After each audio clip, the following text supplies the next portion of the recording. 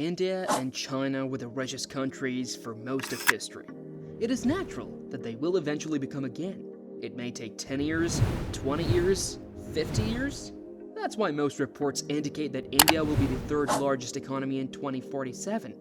Prime Minister Modi has laid a vision of a developed India by 2047. This vision seems overly ambitious to many. India's current GDP is nearly only $4 trillion US, roughly 5 times less than that of China and 6 times less than that of the US. If we take a 16-year period of constant 7% growth, which in itself is very ambitious and seems unlikely due to the lack of reforms being undertaken by the government, it will just be at nearly $12 trillion, still not even close to China's current GDP. In such a scenario, how can India hope to compete with the dragon just right next door? Let's explore the gruesome facts of historical India and how it became one of the biggest economies in the world. Don't forget to like, share, and subscribe. Depending on which statistics we look at, it is clear that from last year, Germany has overtaken Japan as the third largest economy in the world in terms of GDP, despite the fact Germany is in the middle of a recession. And India is quickly catching up to Japan. So it won't be long when India will overtake Japan to take 4th place in just a few years' time. India is ranked 30th in terms of population density. This is despite the fact that the majority of India's land is livable and fertile, unlike most countries, which means it has a lot of room to grow and secure resources. India also has a moderate climate with very few spots with extreme weather most times of the year. It also has one of the longest coastlines, which means it's not difficult to harness resources from the ocean. The average age of India is around 27 years. Only Pakistan has a younger population at this scale. China, US, Japan all have an aging population, which means they will soon have a lot of liability and very little contribution from their populations. A lot of rich countries have benefited from centuries of colonization or discovery of oil, while a lot of countries like India have been drained of its resources, first by foreign invaders and then by corrupt politicians. It's really the level of corruption that is ruining the country and not utilizing the potential of our young population. A nation's progress often hinges on entering an industrial and technological phase.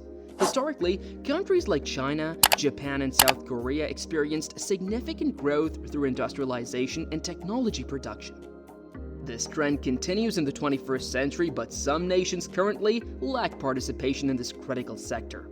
Comparing nations experiencing rapid growth, it's evident that they often produce technological goods, have established automotive industries, and contribute significantly to international app usage. In contrast, some nations haven't yet made significant strides in these areas.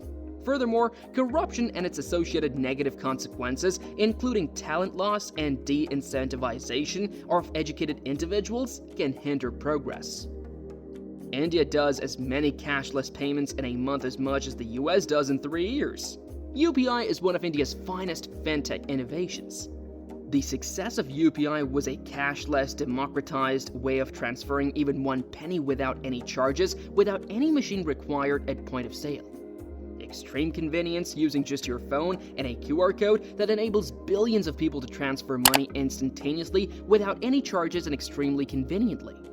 Germany, a major Western economy, lags behind India in digitizing its payment systems. Many small businesses there, from restaurants and cafes to flower and vegetable vendors, still primarily rely on cash transactions, with digital options like QR codes remaining uncommon. This reluctance to adopt cashless options likely stems from various factors, hindering the shift towards digital payments. Despite the reasons, it's noteworthy that some countries like India and potentially the Netherlands have advanced further in digital payments compared to certain Western nations. India has a lot of problems, but a lot of potential. One of the main issues is extreme economic inequality.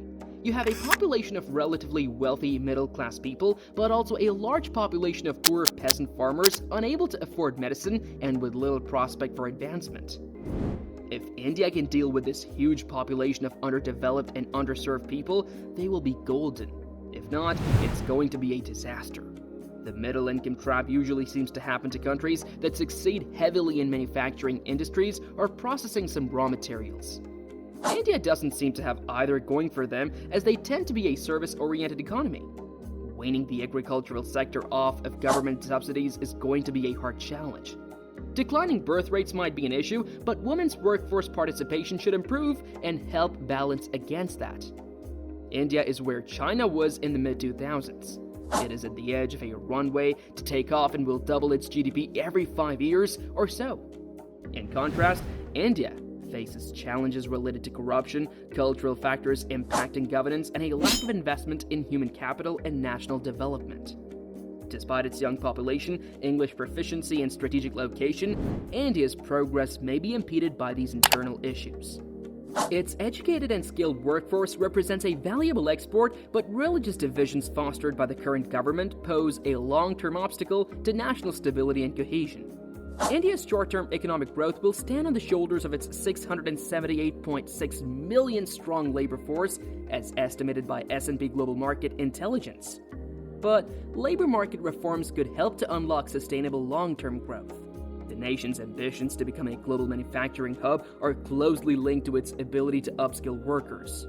Progress is already underway as nearly 10 million youth benefit from the Skill India program annually. Getting more women to enter the workforce will be pivotal for future growth, as only 24% were participating according to International Labour Organization estimates. India, home to 1.4 billion people, has surpassed mainland China to become the world's most populous country, according to UN estimates. This gives India potential advantages, especially at a time when countries around the world are facing declining birth rates and tight labor markets. S&P Global Market Intelligence forecasts that India's population will continue growing over the coming decade. India's abundant labor force makes it well placed to achieve domestic growth goals and to capitalize on global efforts to diversify supply chains. However, there is a clear need to accelerate labor upskilling and to strengthen women's participation in the workforce if India is to achieve its economic potential. Indian manufacturing is dominated by low-skilled labor, in contrast to the upskilled workforce found in services. This difference reflects the central government's focus on services-driven economic growth in recent decades, which has naturally driven higher skill development in this sector. Increasing skill levels in manufacturing would aid India's efforts to become a global manufacturing hub. The United States hit a $4 trillion GDP milestone in the year 1984 under the presidency of Ronald Reagan. It was an eventful year for the U.S., with a total budget of $848 billion, up from $805 billion in 1983. Plans were started to make a permanently crewed space station and invite international space agencies to the project, a concept initially known as Space Station Freedom.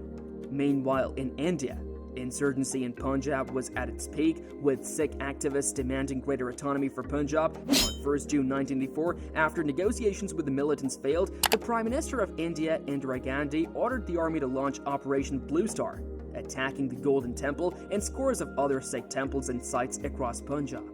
The operation also led to the assassination of Prime Minister Indira Gandhi on October 31, 1984, by two of her Sikh bodyguards as an act of vengeance, triggering the 1984 Sikh massacre. Since COVID and remote working, tech in particular has become a global sector, including employees and employers, as it has historically been the easiest job to do remotely anyway. When compared to global wages in the tech sector are low. Global wages start at least $10 per hour, with most being above $15 per hour, which puts the basic IT wage at 1.1 lakh Indian rupees and above. These are just the global prices, and as more and more things move to the global talent pool, as they have since remote work, local wages will eventually fall in line with global wages. As work moves remote, companies can hire talented workers for lower wages than they could in the past. IT wages will continue to go up. The typical entry-level wages from unskilled IT labor will remain low, but if workers are capable of competing on a global scale, then they can earn more money.